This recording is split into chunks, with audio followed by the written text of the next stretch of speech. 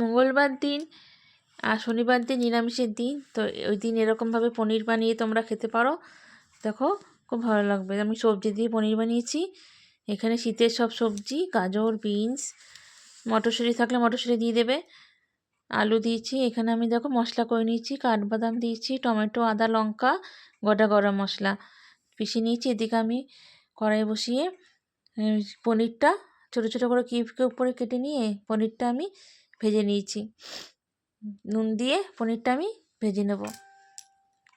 দেখো নুন দেওয়ার পর পনিরে কেমন জল বেরিয়েছে, তো জলটা মরে আসলেই পনির আমি তুলে নেব। ঠিক আছে, ততক্ষণ পনিরটা ভাজতে হবে।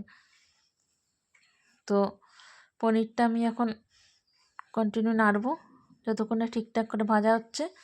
বেশি লাল করব না, এই যে জলটা একটু মরে আসবে, তারপর পনিরটা আমি তুলে নেব।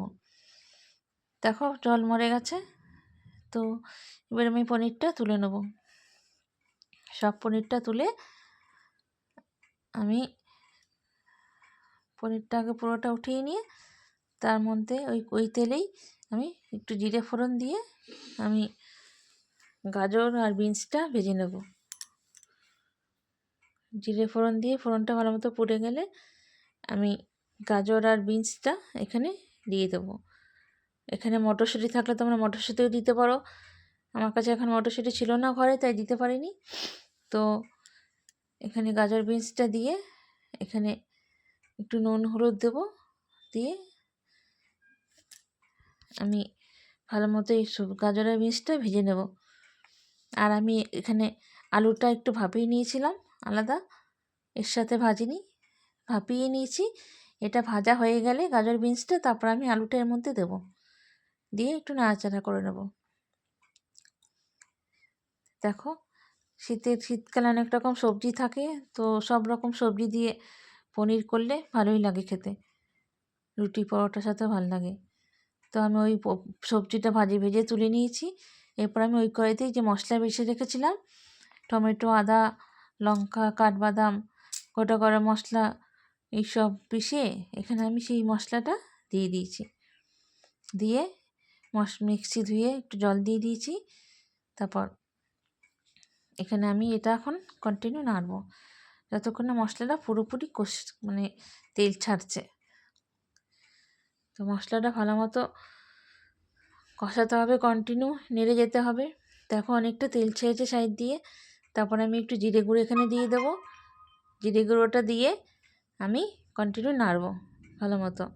আমি এখানে কোনো গরম মশলা অ্যাড করব না, কারণ গরম মশলা আমি আগেই পিষে নিয়েছি, ওই গোটা গরম মশলা পিষে নিয়েছি টমেটোর সাথে, তাই আমি গরম মশলা দেবো না।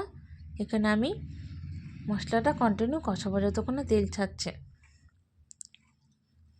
আর যতক্ষণ না কাঁচা গন্ধটা যাচ্ছে। তো এখানে আমি মশলাটা ভাজা হয়ে গেলে এখানে আমি যে সবজিগুলো আমি এখানে ভেজে রেখেছিলাম, গাজর, বিনস, আলু, ওগুলো আমি এই যে দেখো তেল বেরিয়ে গেছে মশলাটা দিয়ে। তারপর আমি ওই সবজিগুলো এখানে আমি এবারে দিয়ে দেবো। দিয়ে এবারে মশলা কষা সম্পূর্ণভাবে হয়ে গেছে। ঠিক আছে, তেলও বেরিয়ে গেছে। তো এবারে আমি গাজর, বিনস, আলু যেটা ভেজে রেখেছিলাম সেটা আমি এখানে এবারে আমি দিয়ে দেবো। এখানে একটু চিনি দিয়েছি, তার কারণ চিনি দিলে পনিরটা এমনিতে মিষ্টি মিষ্টি খায় আর ব্যালেন্সটাও ঠিক থাকে, নুনের ব্যালেন্সটাও। তো চিনি দিয়েছি, চিনি দিয়ে একটু নাড়াচাড়া করে এখানে আমি সবজিটা এবারে দিয়ে দেবো। সবজিটা দিয়ে কিছুক্ষণ নাড়াচাড়া করব, নাড়াচাড়া করে আমি তারপর এখানে জল দেবো। ভালো মতো সবজির সাথে মশলাটা কষানো হয়ে গেলে আমি এখানে একটু জল দেবো। জল দিয়ে ফুটতে দেবো টকবক করে। তো এই জলটা দিয়ে টকবক করে ফুটে উঠলে তারপর আমি পনিরটাও দিয়ে দেবো। পনির দিয়ে টকবক করে একবার ফুটিয়ে নেব, নিয়ে তারপর এই যে পনিরটা আমি এবারে দিয়ে দেবো, দিয়ে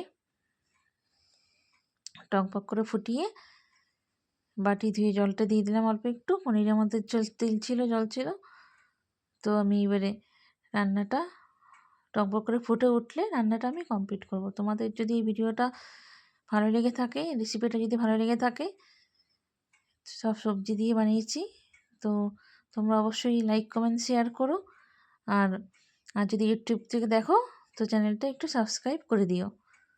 দেখো কত সুন্দর দেখতে হয়েছে। এটা ফ্রাইড রাইসের সাথে ভালো লাগবে, পোলাওর সাথে ভালো লাগবে, আর রুটি পরোটার সাথে তো ভালোই লাগবে। এটা তোমরা আরেকটু শুকিয়ে নিতে পারো,